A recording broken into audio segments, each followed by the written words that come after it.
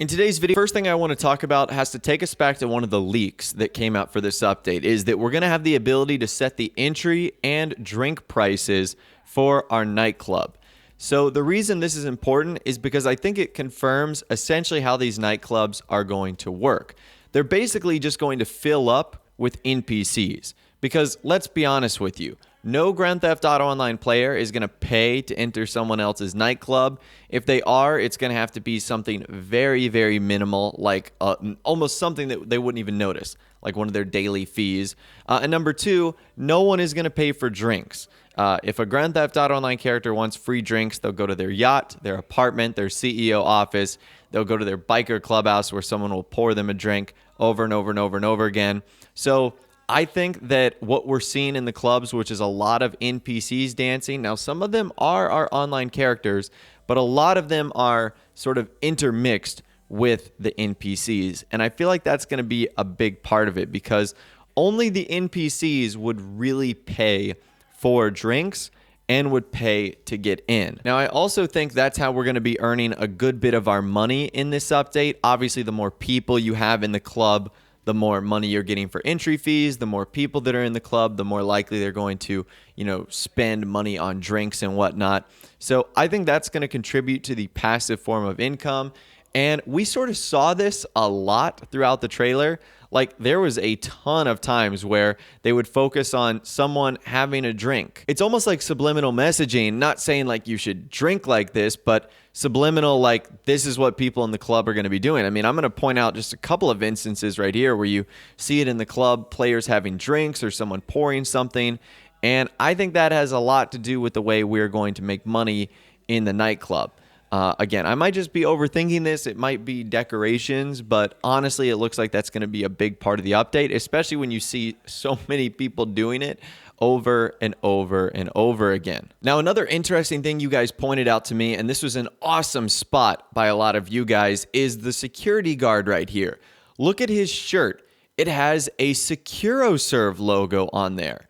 So does that answer the question what we're going to be branded with in terms of choosing CEO or MC business for the actual update itself? So I think this indicates that we're going to be more of like the VIP CEO rather than the MC biker business. I mean, it kind of makes sense. Nightclub has more of that like businessy vibe going on there. And the security guard on there has the SecuroServe logo, which we've seen typically with like the import-export stuff and also the finance and felony stuff. So that's a pretty good spot right there. It is actually something I did not notice at first. There's a lot going on in this scene right here, but that guy has a SecuroServe shirt on, which again, to me indicates that we're going to be more on like the VIP CEO side more than anything. Now, a couple more things I noticed from this shot. Number one, you guys pointed this out to me and it was kind of obvious. It's in like the foreground, but there's so much else going on. I really didn't notice it. And that is the security camera. So the one other property we have security cameras in is the bunker. And the reason we have security cameras in there is because it's exposure to the outside world, like how you leave, you're in like the middle of a field, pretty exposed, but also number two, how big the place is. And I don't know about you guys, but these nightclubs look like a massive facility in terms of all the different levels it's going to be. And sort of the next thing I want to talk about, you guys see that B2 right there.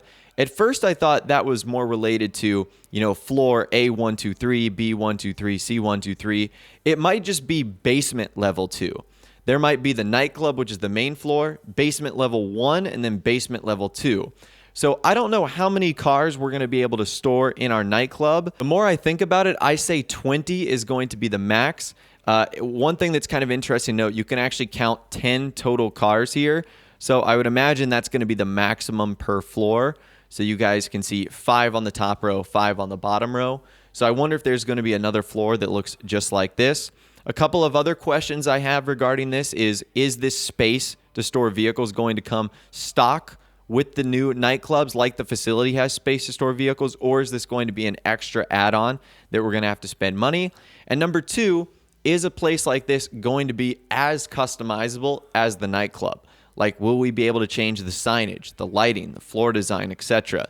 These are all questions that I'm really hoping Rockstar ultimately go for. Moving on, I want to talk about this mystery vehicle right here. This is the only car we're going to talk about in this update because I feel like we've nailed the other ones a lot.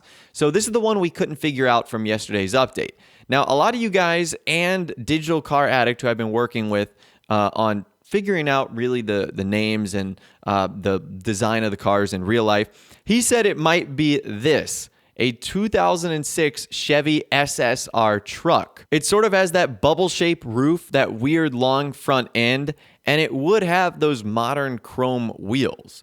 So again, what do you guys think this mystery car is? I think that's a pretty good estimation as to what it could be right there. But like I said, I'd love to hear from you guys in the comments down below. All right, the next thing, this guy right here. A lot of you guys have been suggesting that this is Kent Paul.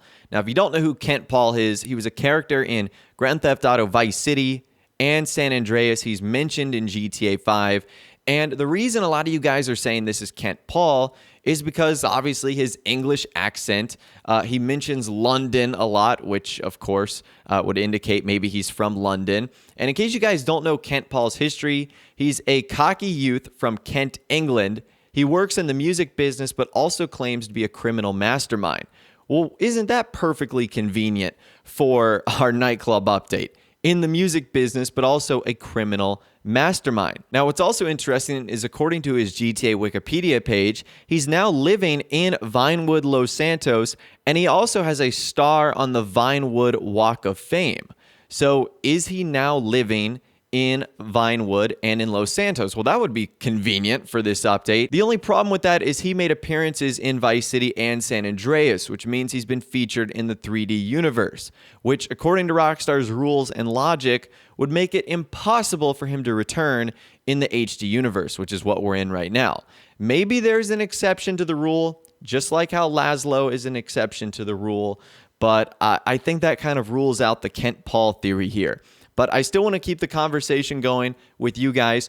Who is this guy right here, and why is he so freaking important? He showed off almost more than anyone else in the entire trailer. Another thing to consider here is maybe this is actually someone from real life and not necessarily someone from the Grand Theft Auto series. If you guys caught my video earlier, how we actually went over that Dixon interview on BBC Radio 1, which of course Rockstar has now officially acknowledged. They actually tweeted it out a little bit ago.